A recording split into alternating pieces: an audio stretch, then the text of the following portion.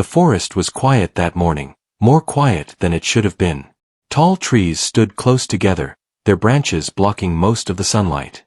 Only thin rays of light reached the ground, touching old leaves and soft soil. The air smelled of wood and earth. Birds usually filled this place with sound, but today, only a few could be heard far away. A man named Noah walked slowly through the trees. Noah was a lumberjack. He had worked in forests since he was young. He knew the sound of healthy trees, dying trees, and hollow trees. He respected the forest and never rushed his work. Every step he took was careful. That morning, Noah had come to cut an old oak tree he had marked weeks ago. It was deep inside the forest, away from the main paths. Few people came this far. As he walked, Noah felt something strange. The forest felt heavy, like it was holding its breath. He stopped and listened. Nothing. No wind. No birds close by. He told himself it was nothing and continued walking. After some time, Noah reached the clearing where the oak stood. But before his eyes reached the oak, something else caught his attention. A nearby tree looked wrong. It was tall and thin, with dark gray bark. Halfway up its trunk, there was a large lump pushing out from the wood. It looked like the tree was swollen from the inside. Noah frowned and walked closer. He had seen many tree knots before, but this was different. The lump was too round and too smooth in some places.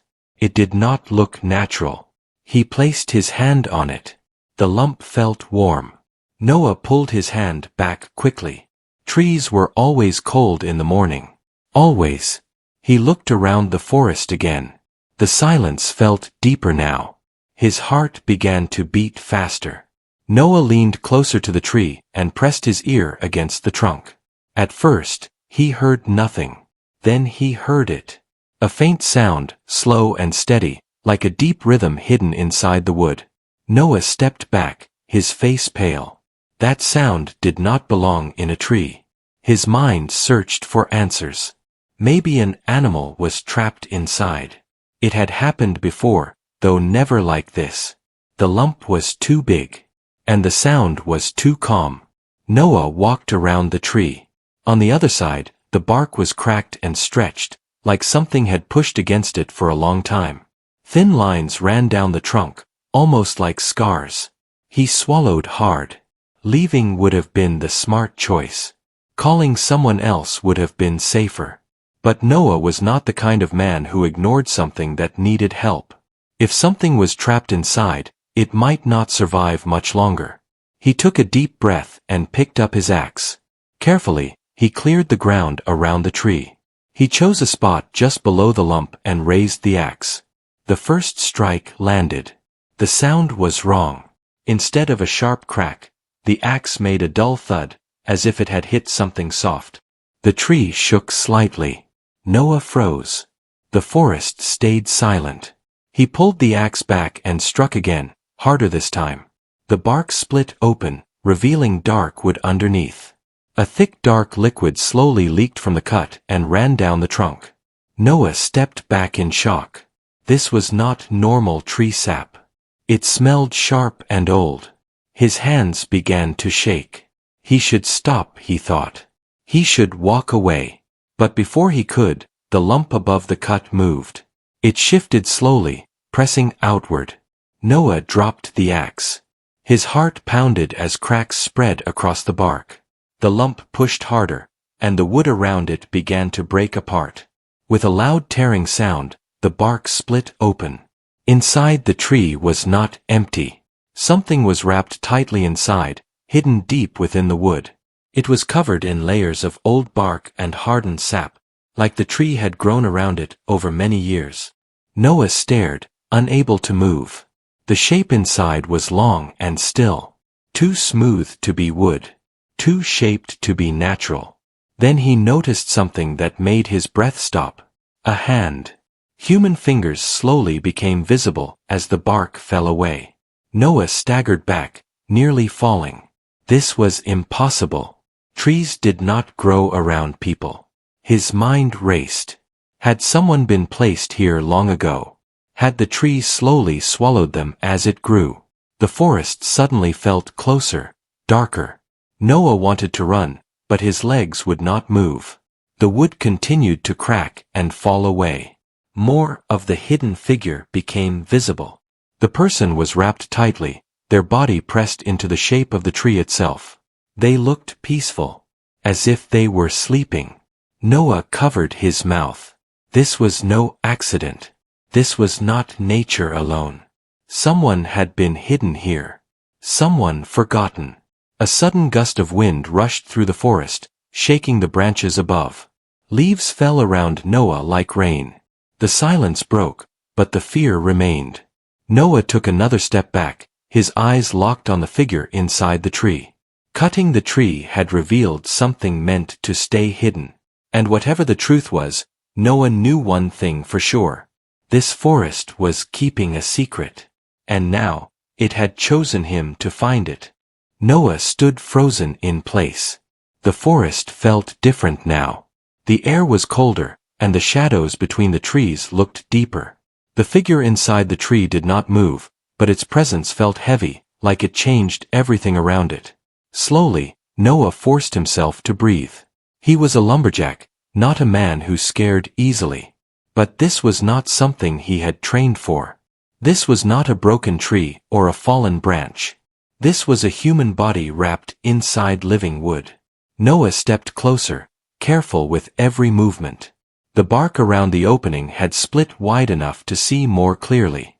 The person inside looked old, but not decayed. Their clothes were worn and faded, pressed tight against their body. The tree had grown around them, sealing them away like a wall. Noah noticed something else. The face. It was calm. The eyes were closed.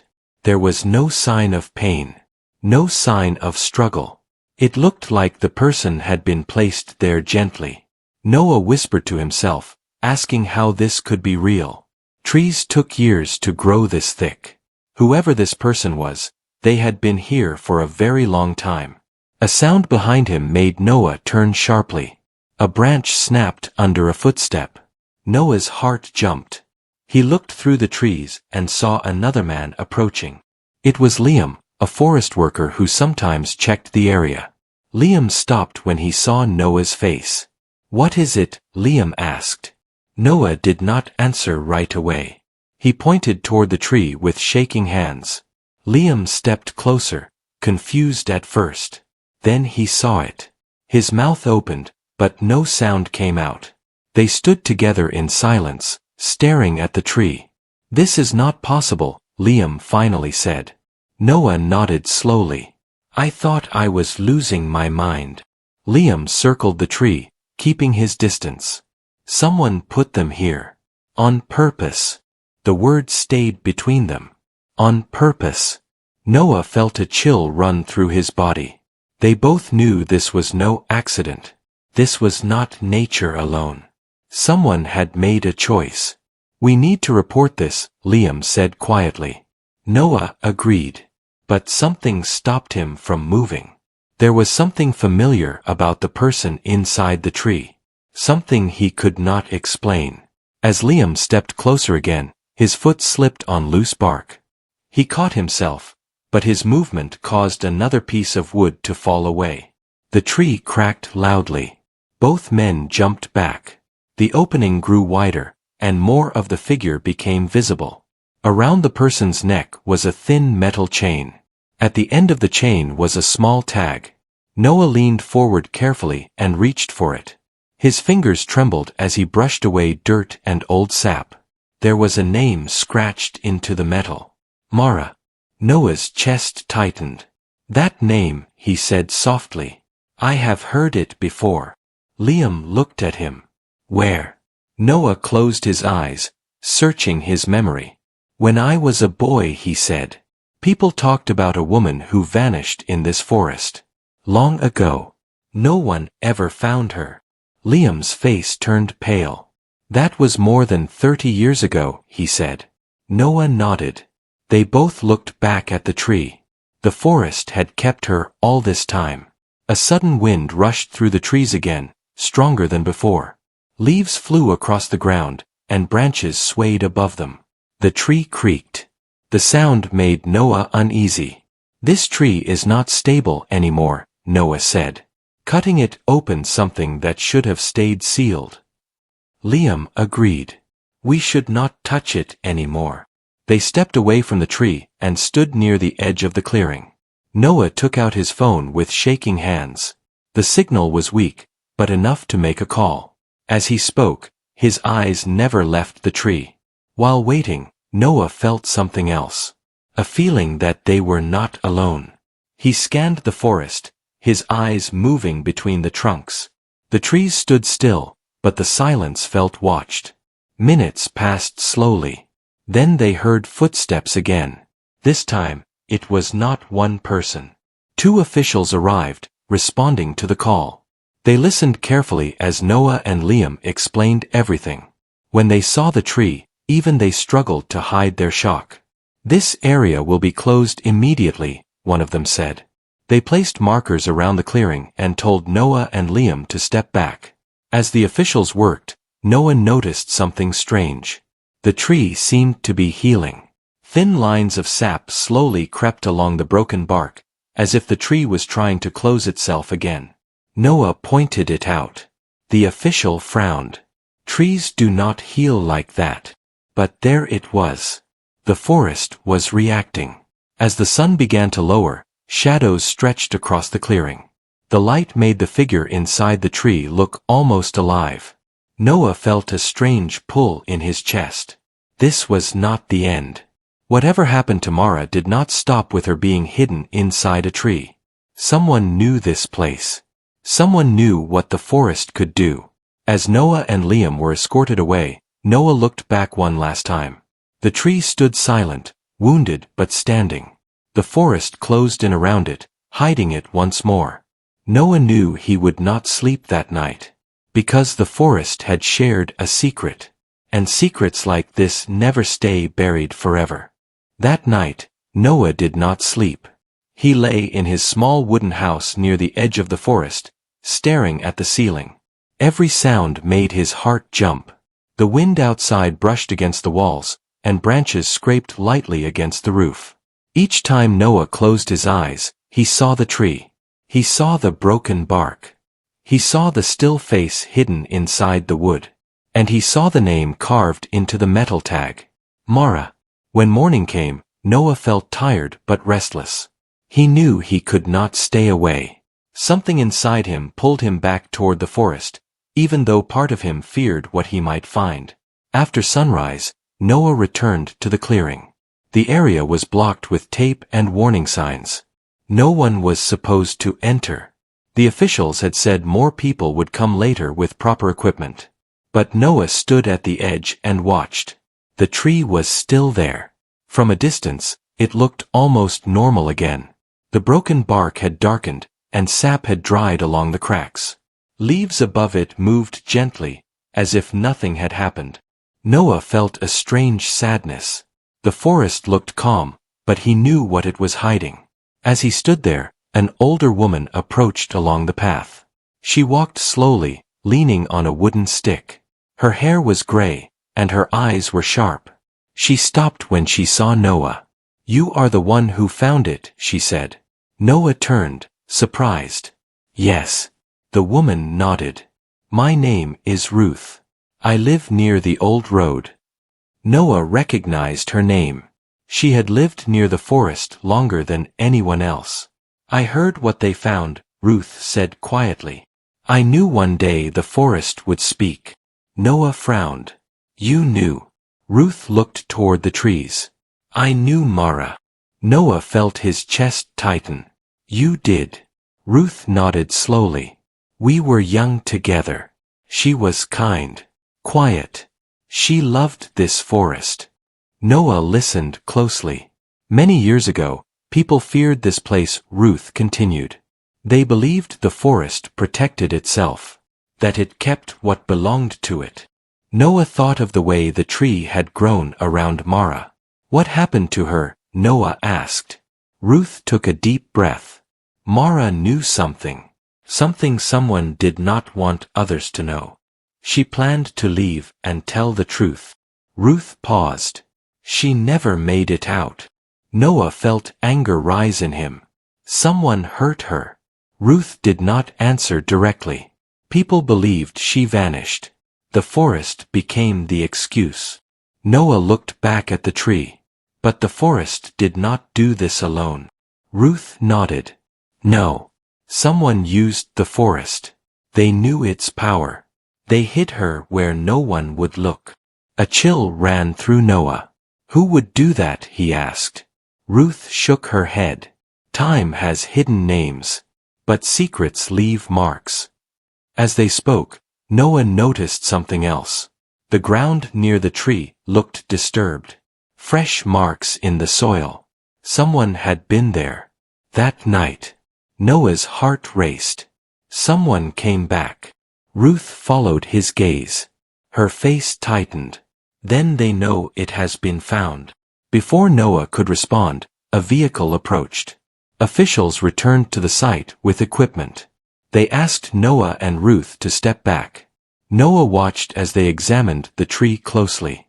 One of them called out, "There is more here." They uncovered a symbol carved deep into the wood near the roots. It was old and worn, but still visible. Ruth gasped softly. That mark. Noah looked at her. What does it mean? It was used by a small group long ago, Ruth said. They believed the forest could hide guilt. That trees could carry burdens.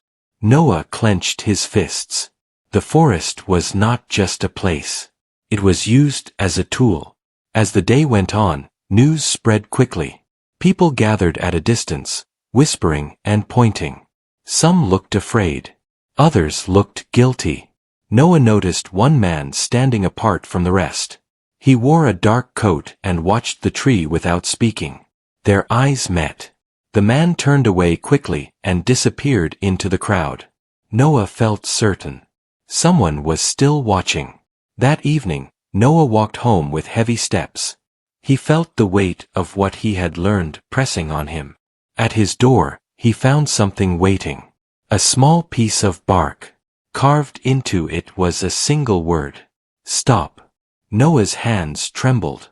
The forest was not finished telling its story. And neither was the truth. Noah did not touch the piece of bark for a long time. It lay on the wooden floor near his door, small and dry, with the word carved deep into it. Stop.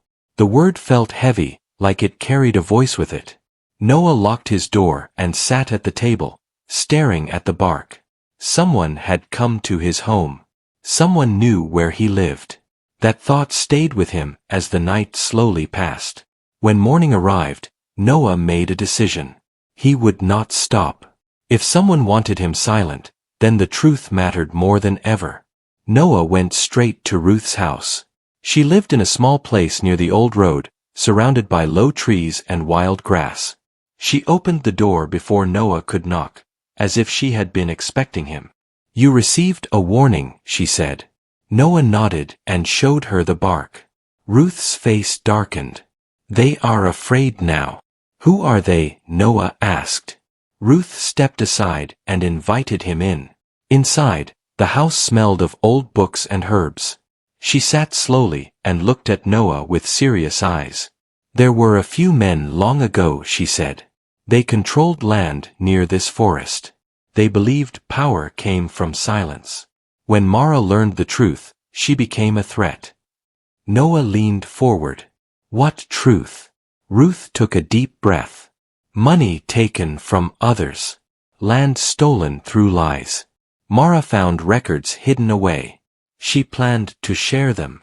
Noah clenched his jaw. They hid her instead, he said. Ruth nodded. And they trusted the forest to keep their secret. Noah stood up. But the forest did not forget. As they spoke, a sound came from outside. A vehicle slowed near the house, then continued down the road. Ruth noticed it too. They are watching, she said quietly. Later that day, Noah returned to the forest edge. The area around the tree was guarded now, but people still gathered nearby. Fear mixed with curiosity in their faces. Noah kept his distance and watched. He noticed the same man in the dark coat again. This time, the man did not leave when their eyes met. Instead, he walked closer. "You should let this go," the man said. Noah studied him. His voice was calm, but his eyes were tense. "No," Noah replied. The man's jaw tightened.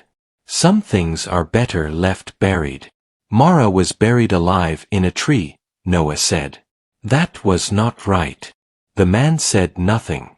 He turned and walked away. That evening, officials announced that they would remove the tree carefully the next day. The news spread quickly. Some people looked relieved.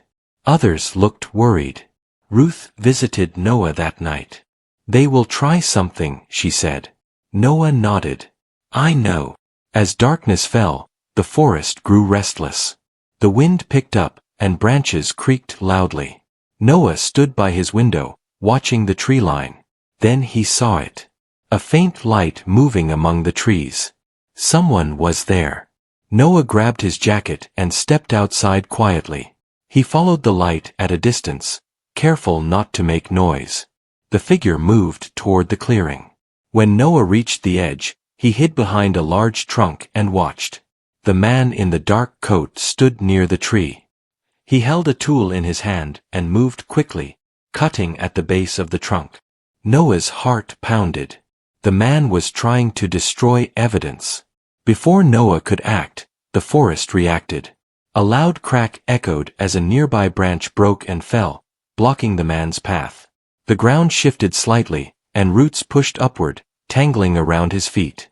The man stumbled and fell. He shouted in fear. Noah stepped forward. "Stop." The man looked up, panic in his eyes. "You do not understand." "No," Noah said. "You do not." The man tried to pull free, but the roots held tight. He dropped his tool and raised his hands. "They made me do it," he said. "Years ago. I was young. I followed orders." Noah felt no anger, only sadness. "You stayed silent," Noah said. The man lowered his head. "I was afraid." Lights appeared in the distance as officials approached, alerted by the noise. The forest slowly relaxed. The roots loosened, and the man was able to stand. He did not run. The truth was finally too heavy to carry. As officials led the man away, Noah looked back at the tree. The wind calmed. Leaves settled. It felt like the forest had released something. The next morning, under careful watch, the tree was removed.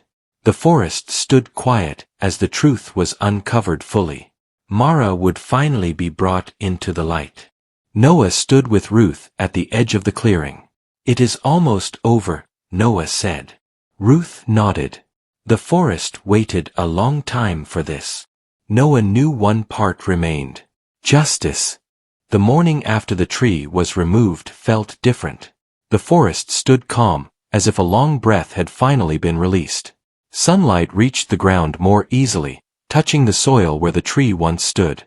Birds returned, their songs filling the space that had been quiet for too long.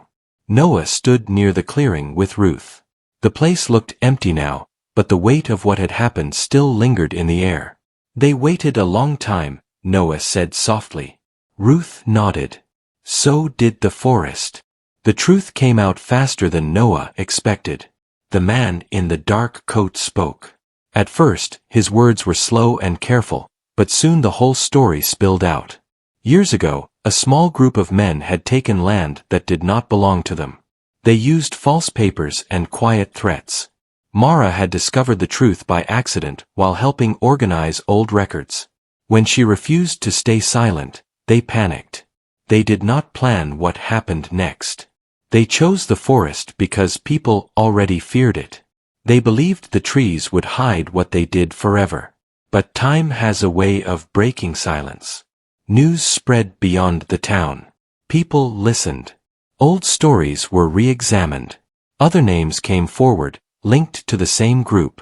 What was buried began to rise. Noah did not seek attention, but people thanked him anyway. Some stopped him in the street.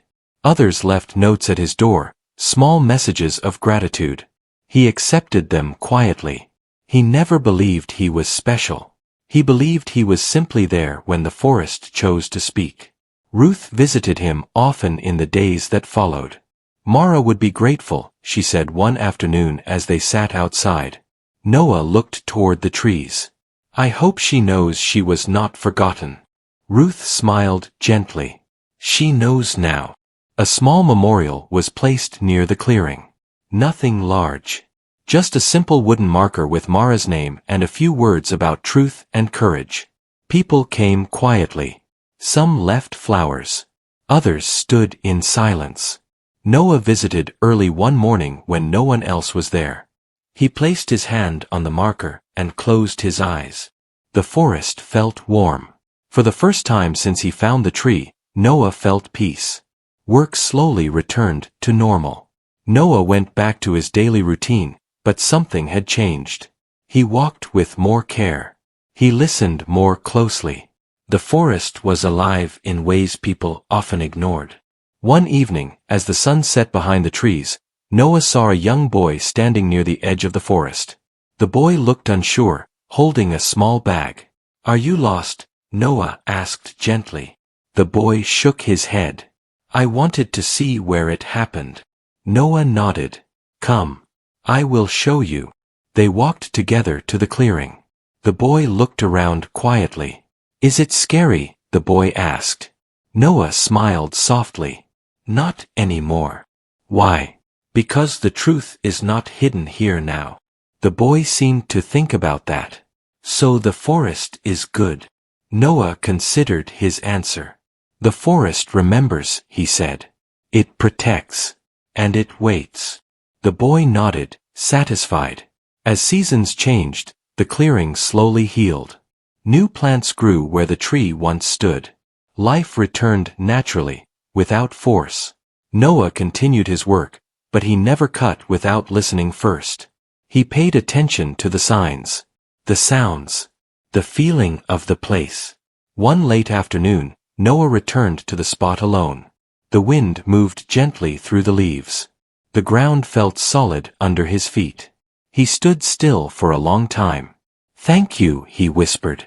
The forest answered with birdsong.